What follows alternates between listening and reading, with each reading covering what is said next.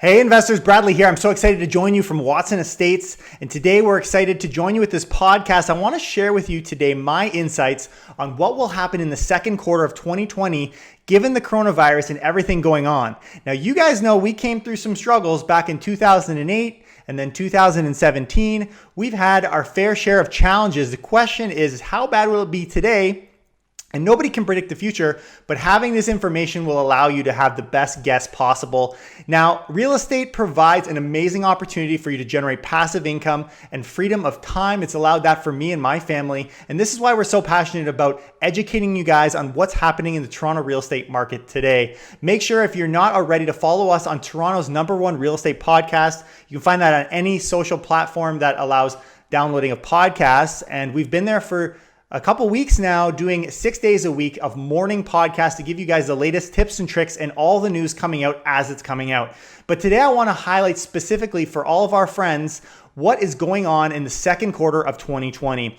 As you guys might already know, real estate has been deemed an essential service. But the question is why? And sometimes I ask the same thing and I'm in this industry. But ultimately the reason is closings of current deals and some of these. And I made a little bit of a list to share with you. Number one is estate sales. We also have divorces and foreclosures. That happens on the selling side. But on the buyer's side, we see things like needing to relocate for work, renters being forced to move out. Maybe there's a sale of the property they lived in before, or pre-constructions, which in some cases are still going on today.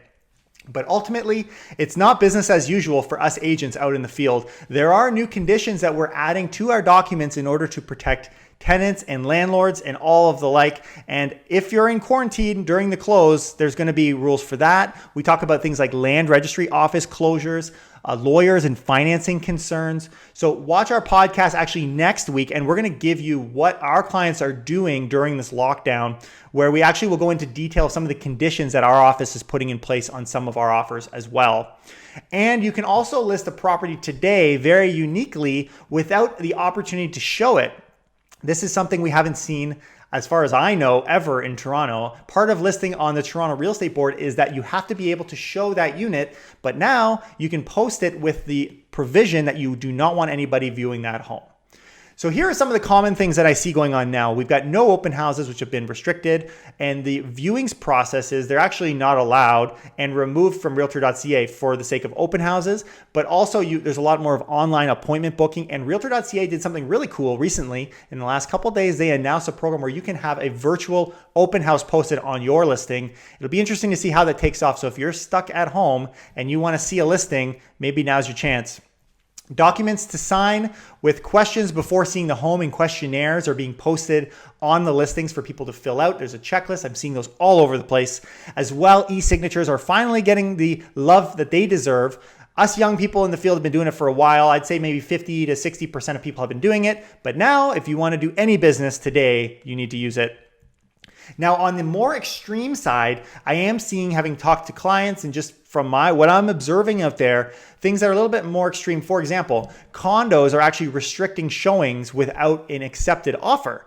So it is not unusual now to put an offer in conditional on the thing being viewed after, because condos are even restricting it. And the thing that I'm seeing that's causing the most damage is clients are getting appraisals done a second time right before closing. And this is what's pinching a bunch of people that have maybe purchased a property before everything kind of went down the tube. And now they're getting stuck, which leads to an amazing opportunity, which I'm going to talk to in a minute, for buyers, especially in the Toronto market. But I want to share with you some of the stats that we saw, because the best indication of what we're going to see in the next little bit is going to be what we saw in the second half of March and in early April. And ultimately, first thing we want to look at is price. For the first time since 2018, this comes from a Toronto Stories article called "Toronto Home Prices Dropped for the First Time in 2 Years." It says that there was a decline in both the freehold and condominium segments as a result of COVID-19. On the freehold, between March 15th and April 5th, and everyone seems to agree, and hopefully if you haven't heard this already, the second side of March is a more honest approach to what the market is doing. We actually saw in that time frame an 8% drop. In condos, we saw between March 15th and April 5th, the same time frame, a 10.5% drop. So we have seen significant decreases. The question is why? Now, my perspective on this is because of a very peculiar thing happening, which is the removal of multiple offers. It happened overnight that the majority that was listing for multiple offers have now significantly pulled back. And so what that's doing is people aren't listing for 800,000 and getting 1.3 million. People are now posting them at their actual list prices. And so that has actually softened the market a lot. And it's actually reflective of what our market would look like if multiple offers never existed in the first place, which actually, in this case, would help the buyers in a lot of ways. But the other thing that we need to look at that is the prominent number now is the number of sales. The number of sales during that same March 15th to April 5th timeframe dropped by 70%.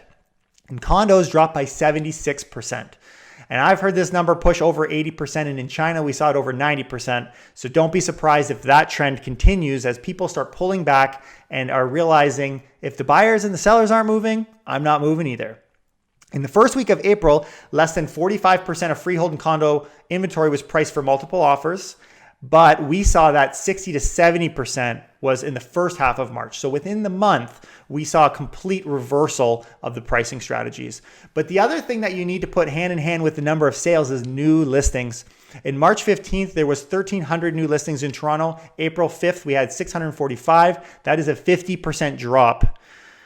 So ultimately, as I am predicting and looking for my own investments over the next 3 months till the end or the second half, as we enter the second half of 2020, question is what am I watching? And I'm watching this balance between sales and new listings, especially for certain clients. I have clients who, when we look in a 1 kilometer radius for their type of unit in a condo, we have seen 0 sales in the last 2 weeks. And this has pretty much been on since the moment that the Ontario government created a state of emergency or introduced the state of emergency.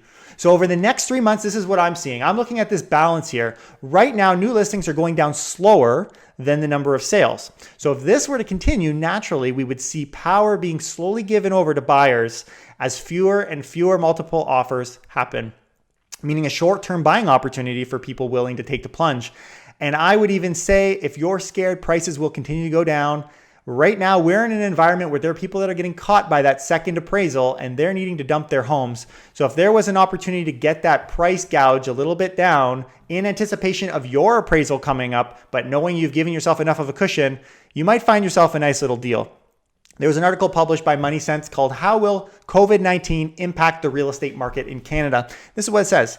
While brokerages and real estate agents have been deemed essential services by the Ontario government, there have been some key changes in the way agents must operate, and it remains unclear how the market will perform as the pandemic evolves. This is true. As well, buyers may be hesitant to take the plunge on a home purchase at the time when employment and income circumstances could change rapidly. They may be wary of lost savings in the face of the financial market downturn or fear becoming unemployed in the near term, which would jeopardize their ability to secure mortgage financing for their home.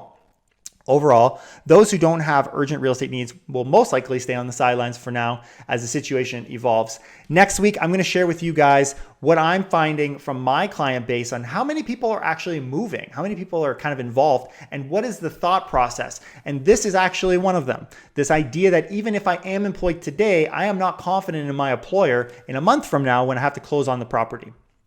So for me, on my perspective, over the second quarter of 2020, I think these trends that we're seeing today will continue, but the third quarter ultimately depends on how quick we can get back to normal. And I think this is the agreement from everybody, including the Prime Minister, who also doesn't know when all these things will come to an end. But there are signs of promise that we need to note.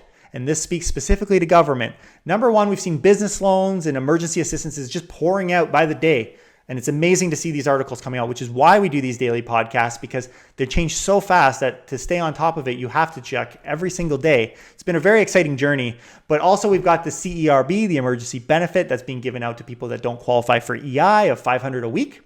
But we also see that you guys might not feel, but your employer does, the Canada Emergency Wage Subsidy, which has actually gotten easier. And we've seen an article came out of BNN Bloomberg talking about Air Canada hoping to rehire 16,500 workers via the wage subsidy, which is an amazing thing. If you've lost your job, you can be hired back. They might not bring you in, but at least you're collecting that money, which is an amazing opportunity for businesses to hire people and keep that stability. because ultimately we're going to have one of two scenarios. Scenario A is a near full quick rebound of our market here in the GTA. This is more like what we saw in 2017. We saw this fear that was created in the psychological impact of the foreign buyer tax, but it rebounded very quickly, and early adopters comfortable early winded up ahead of the market because they kind of started the thing up again. And this is kind of where I sit. Maybe not a full recovery, but at least a very quick recovery, depending again on how fast we can get things back to normal. But scenario B, and the reason a lot of people are sitting on the sidelines, even if they can afford to buy a house right now, and there's no risks there, they are concerned about job loss, the economy struggling like it did in 2008. And in that environment, we would have far bigger concerns and ones that would be far, far longer lasting. The question is up to you, but in either case, the next 3 months, and there is certainly going to be a short-term buying opportunity. My clients are already seeing it, in some cases taking advantage as multiple offers have evaporated. Make sure you guys are staying safe out there. And we're expecting to see that things that will continue to happen will be essential. And outside of that, things are pretty quiet out here in the Toronto real estate market. I'm going to leave it there. Again, I encourage you guys to join us on Toronto's real estate, #1 real estate podcast. If you're not already there, make sure you join us. And if you're on iTunes, make sure you give us a review. I'll see you next time. Take care and keep it real.